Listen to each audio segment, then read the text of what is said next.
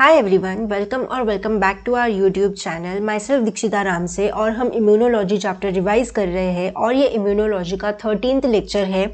और आज के लेक्चर में हम देखेंगे एंटीजेनिक डिटर्मिनेंट्स ऑफ इम्यूनोग्लोबुलिन के बारे में कि इम्यूनोग्लोबुलिन के एंटीजेनिक डिटर्मिनेंट्स क्या होते हैं और ये क्यों ज़रूरी होते हैं। सबसे पहले हम इसको देखेंगे एंड देन हम इनके 3 टाइप को डिस्कस करेंगे, which is आइसोटाइपिक, एलोटाइपिक and इडियोटाइपिक।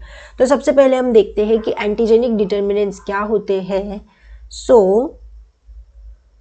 Okay, an antigenic determinant also known as epitope, इसको हम इपिटोप भी कह सकते हैं, is a specific region on antigen. ये एंटीजन के ऊपर का एक ऐसा स्पेसिफिक रीजन होता है that is recognised and bound by an antibody, जो कि एंटीबॉडी से बाउंड होता है और अ रिसेप्टर ऑन बी और टी सेल। एंटीजेनिक डिटर्मिनेंट को इपिटोप कहा जाता है। ये एंटीजन का एक स्पेसिफिक ऐसा रीजन होता है that is recognised and bound by antibody, यानी एंटीबॉडी इसको रिकॉग्नाइज करती है बी और टी सेल के ऊपर। The interaction is fundamental to immune system's ability, और ये इंटरैक्शन होना ज़रूरी है। क्यों ज़रूरी है? क्योंकि immune system's ability to identify and neutralise foreign substances, कि जो भी फॉरेन सब्सटेंसेस है उसको हमारी इम्यून सिस्टम पहचान के न्यूट्रलाइज कर सके, जैसे कि पैथोजेंस हो गए, ठीक है ना, ताकि आगे सिग्नल जाए एंड वो पार्टिकल को हमारी इम्यून सिस्टम किल कर सके। तो इसीलिए एंटीजेनिक डिटर्मिनेंट होना ज़रूरी होता है। तो इसके 3 टाइप होते हैं। सबसे पहला टाइप होता है इसका आइसोटाइपिक। तो हम सबसे पहले आइसोटाइपिक के बारे में देखेंगे।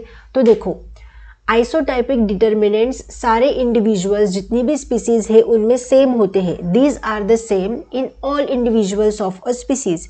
दे रिप्रेजेंट द क्लास और टाइप ऑफ इम्यूनोग्लोबुलिन। वो क्लास या फिर इम्यूनोग्लोबुलिन के टाइप को रिप्रेजेंट करते हैं, जैसे कि IgG हो गया, IgA हो गया, IgM हो गया। जैसे कि एग्जाम्पल ले लो that every human has IgA, IgG and IgM with the same basic structure. आप किसी भी ह्यूमन बीइंग को ले लो, सब में हमें IgG ले लो, IgA, IgM, सबका हमें सेम ही बेसिक स्ट्रक्चर देखने को मिलता है। ठीक है, तो ये तो हो गया आइसोटाइपिक डिटर्मिनेंट्स के बारे में। Then allotypic determinants. तो एलोटाइपिक क्या होता है? These are the small differences between individual of the same species.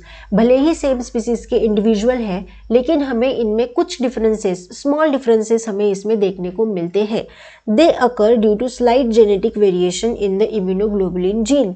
जो एंटीबॉडी के जो जीन्स होते हैं, अगर उसमें कुछ स्लाइटली जेनेटिक वेरिएशंस आ गया तो ऑफ कोर्स हमें ये सारे स्पीसीज में सेम देखने को नहीं मिलेंगे। थोड़ा थोड़ा तो डिफरेंस हमें इनमें देखने को मिलेगा।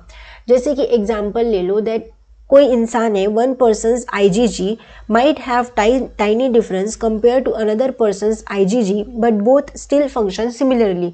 सपोज मेरा IgG और आपका IgG एंटीबॉडी ले लो, दोनों में जेनेटिकली थोड़ा सा डिफरेंस आ गया है, लेकिन दोनों की IgG एंटीबॉडी सेम ही फंक्शन परफॉर्म कर रही है ना, तो इसको हम बोलते हैं एलोटाइपिक डिटर्मिनेंट्स। ठीक है, थर्ड टाइप है हमारा इडियोटाइपिक डिटर्मिनेंट्स। तो इडियोटाइपिक में क्या होता है ना, these are unique to each antibody and found in the variable region the part that bind antigen. तो ये यूनिक होते हैं हर एक एंटीबॉडी में, और ये वेरिएबल रीजन जो होता है ना एंटीबॉडी का, जहाँ पे एंटीजन आके बाइंड करता है, वहाँ पे ये हमें देखने को मिलता है। दे represent the specificity of the antibody for a particular antigen. वो हर एक स्पेसिफिक एंटीजन के लिए अलग अलग एंटीबॉडी मतलब स्पेसिफिक होगी कि अगर ये एंटीजन हुआ तो ये एंटीबॉडी काम करेगी, तो वो हर एक एंटीजन के लिए स्पेसिफिक है। जैसे कि एग्जाम्पल ले लो, an antibody specific to COVID-19 will have idiotypic determinants different from an antibody specific to the flu virus. कि ऑफकोर्स अगर फ्लू हो गया मुझे और आपको कोविड हो गया, भगवान ना करे ऐसा हो, बट इट जस्ट एग्जाम्पल कि अगर कोविड हो गया आपको, मुझे फ्लू हो गया, तो दोनों में एंटीबॉडी स्पेसिफिक है इनकी कि डिफरेंट है ये।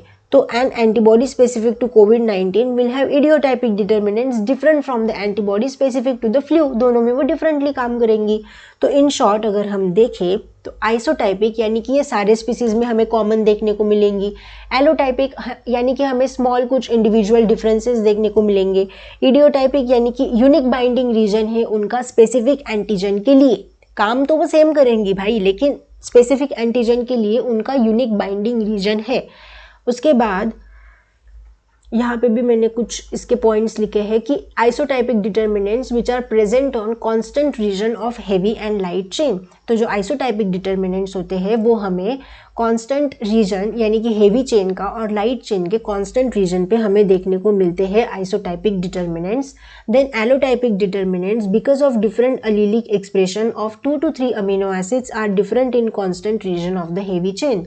बोला ना कि थोड़ा सा डिफरेंस हमें इसमें देखने को मिलेगा ड्यू टू जेनेटिक वेरिएशंस, ठीक है।